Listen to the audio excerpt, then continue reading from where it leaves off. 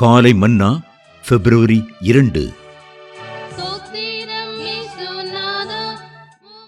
DBm பிப்ரவரி 2. ஒரு தேநீர் கோப்பைக்குள் உண்டாகும் புயல். தண்ணீர்களை தமது கைப்பிடியால் அளந்தவர் யார்? தேவன். ஏசாயா 40:12. சோதனைகளின் வழியாக கடந்து சென்று கொண்டிருக்கிறவர்களே இந்த வசனம் மிக அதிகமாக ஊக்குவிப்பதாயிருக்கிறது. ஏசாயா 43:2.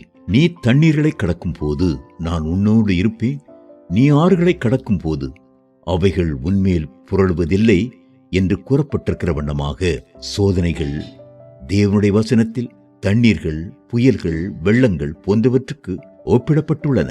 உலகம் முழுவதிலும் உள்ள தண்ணீர்கள் எல்லாம் நம்முடைய சர்வவல்ல தேவனின் ஒரு கரத்தின் கைப்பிடிக்குள் அடங்குமாயின் சமுத்திரத்தில் உள்ள தண்ணீரில் ஒரு சொட்டு தண்ணீரைப் போல மாத்திரம் இருக்கும். நம்முடைய சோதனைகள் நம்முடைய ஆவிக்குரிய ஜீவியத்தை எவ்விதத்திலும் பாதிக்கவோ அழிக்கவோ முடியாது.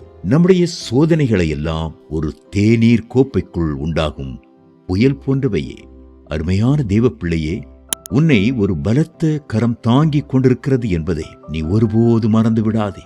என் நீதியின் வலதுகரத்தினால் உன்னை தாங்குவேன். ஏசாயா 41:10. நம்முடைய அன்புள்ள கர்த்தரின் கரங்கள் மிகவும் விஸ்தாரமானவையாகவும் வல்லமை உள்ளவையாகவும் இருப்பதால் எந்த பிசாசும் நம்மை அவருடைய கரங்களில் நின்று பறித்து கொள்ள முடியாது. நாம் நம்முடைய தாழ்வான நிலையை பார்ப்பதை விட்டுவிட்டு நம்முடைய தேவனுடைய மேன்மையை நோக்கி பார்ப்போமாக. நாம் நம்முடைய பலவீனத்தை பார்ப்பதை விட்டுவிட்டு நம்முடைய தேவனுடைய பலத்தை நோக்கி பார்ப்போமாக. நம்முடைய குறைபாடுகளையும் இயலாமையையும் பார்ப்பதை விட்டுவிட்டு தேவன் நமக்காக வைத்திருக்கும் எல்லையில்லா கிருபையை நோக்கி பார்ப்போமாக. மகத்துவமுள்ளவரும் பெரியவரும் அதிசயமானவருமான ஒரு தேவன் நமக்கு உண்டு என்று ஒரு தெய்வ மனிதன் கவி ஏற்றிருக்கிறார். அந்த தேவன் நம்முடைய ஜீவியத்தையும் அதிசயமானதாக மாற்றுகிறார். Morning Manna, February 2nd, 2026. Storm in a Teacup.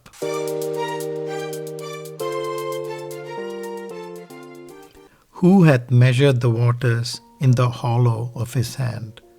Isaiah chapter 40, verse 12. This verse gives great encouragement to those who are going through trials.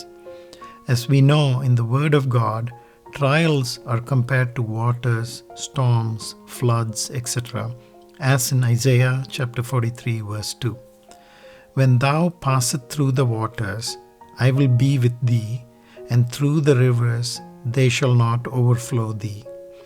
If all the waters in the universe can be held in the hollow of the hand of our Almighty God, then our trials, which are like a drop of water in the ocean, can in no way ruin our spiritual life. All our trials are just like a storm in a teacup. When by the swelling Jordan your feet in sinking sand, remember still he holds thee in the hollow of his hand. Dear child of God, don't ever forget you're upheld in a mighty hand. I will uphold thee with the right hand of my righteousness. Isaiah chapter 41, verse 10. Our loving Lord's hands are so broad and powerful that no devil can pluck us out of them. Instead of looking at our smallness, let us look at the greatness of our God. Instead of looking at our weakness, let us look at the strength of our God. Instead of looking at our limitations, let us look at the unlimited grace that our God has for us. As the songwriter says, we have a great, big, wonderful God who makes our lives also wonderful. May God bless you.